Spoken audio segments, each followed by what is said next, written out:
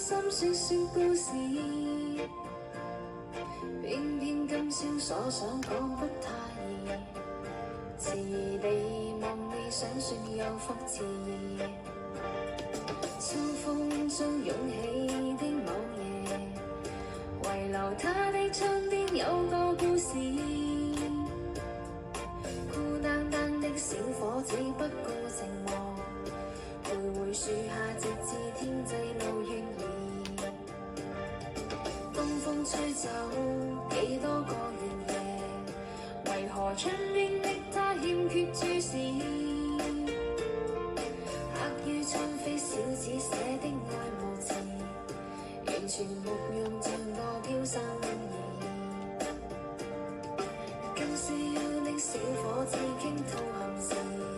誰人痴痴的要再聽故事，偏偏痴心小子只知道上集，